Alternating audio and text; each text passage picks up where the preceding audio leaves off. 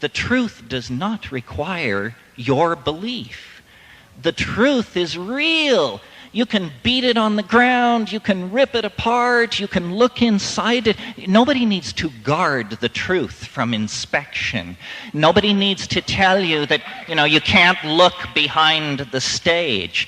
And so my motivation is to try to, number one, bring people to the realization that the spiritual path, if you want to think of it that way, that is a real thing, and it will carry you to the real thing.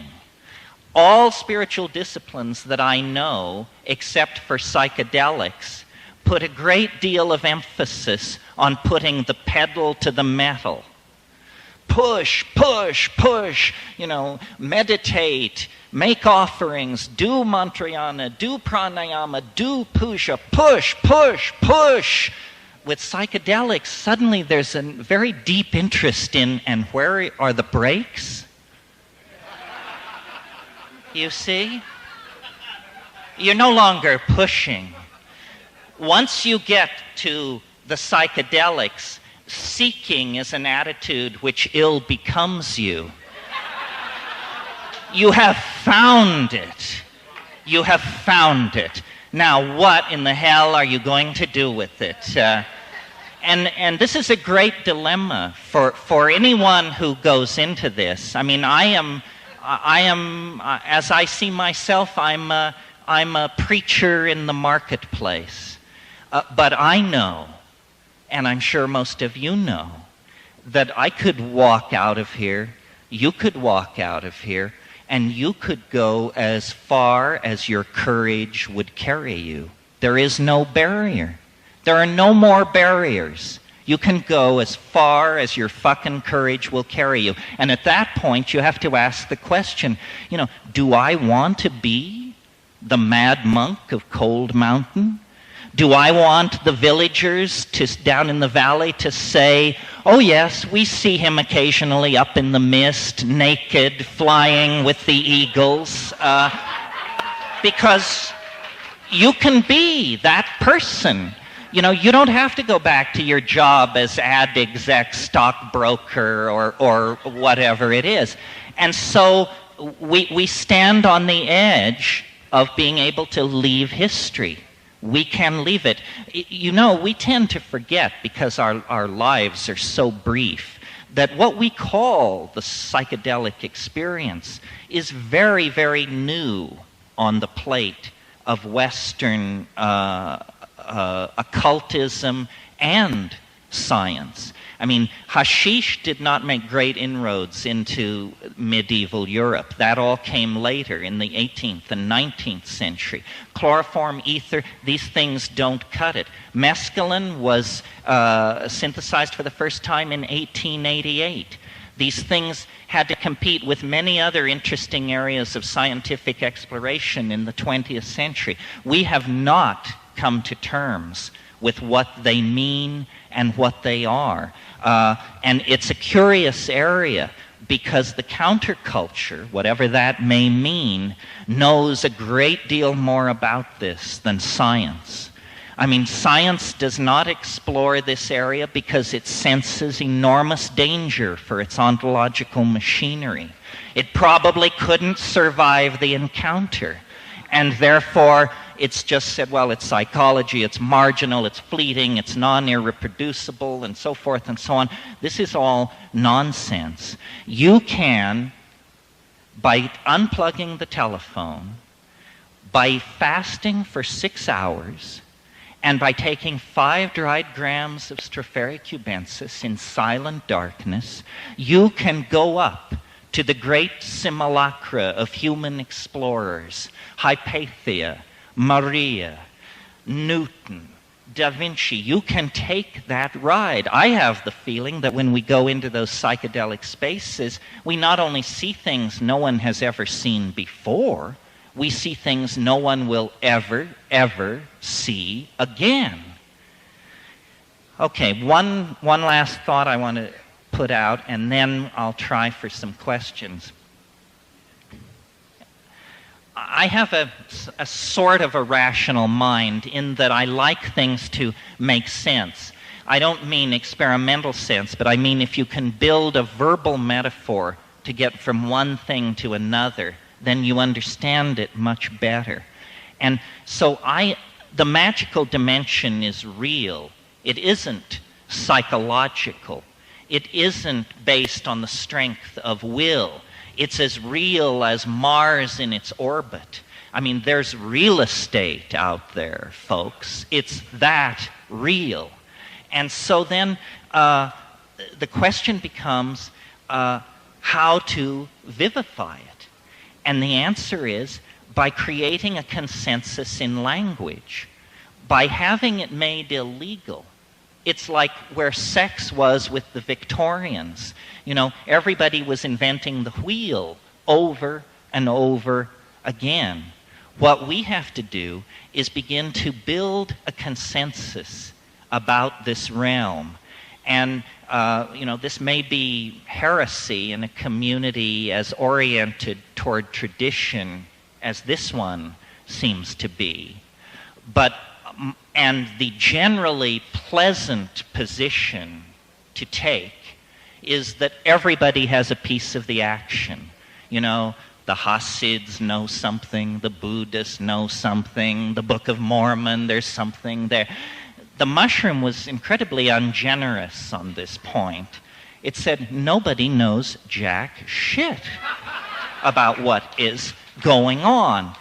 So it is for you, with your body as laboratory and your mind as worker in that laboratory, to find the way to reflux the alchemical gold.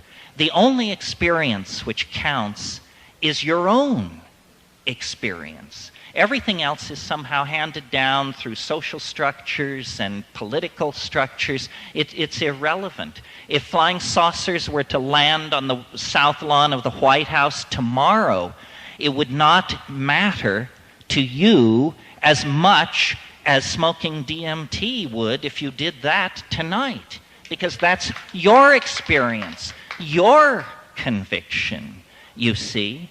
And I believe that the rebirth of paganism, the rebirth of archaism, the rebirth of psychedelic shamanism is coming at this moment, because we are going to be involved in a historical meltdown, which will be the equivalent of a species-deep shamanic crisis, in which, as a collectivity, we are going to have to make the journey to the well of worlds and recover and cleanse the collective soul of humanity. We have lost touch with our moral compass because we have lost touch with the Gaian mind. And this is not a metaphor. If you take these neurotransmitters, these exopheromones that connect you up with the natural environment, the Gaian intent becomes known. It's an act of feeling. If we could feel what we are doing, we would stop doing it. But we live in a realm of abstraction, excuses, incredible wealth, incredible levels of pampering and softness lie between us, the upper 5% of the intellectual and material elite on the planet, and the problems.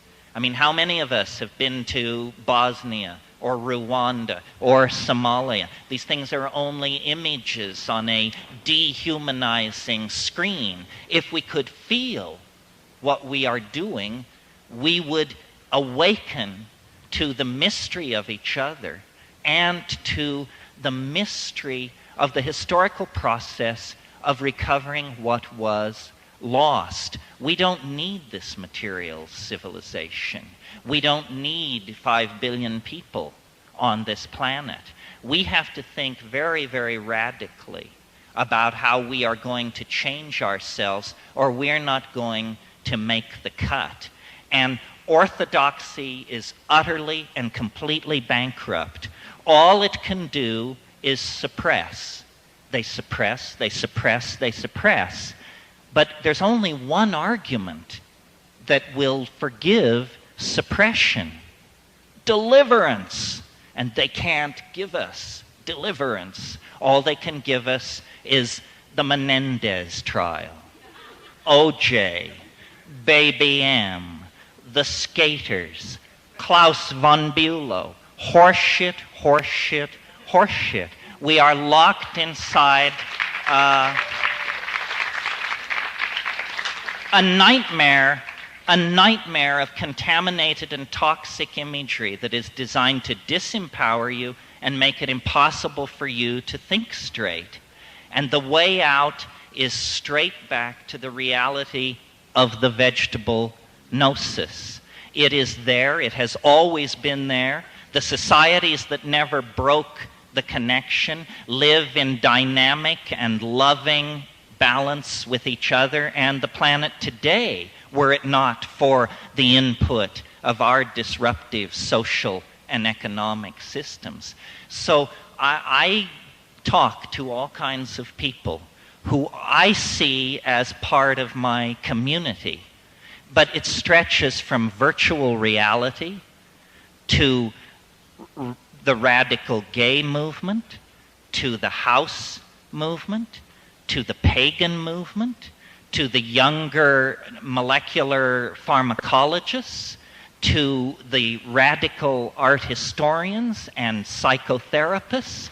All of these communities are fragmented and suspicious of each other, and this is precisely what orthodoxy enjoys. If all of these countercultural impulses could make common cause, we would probably discover that we're 65 to 70% of the population.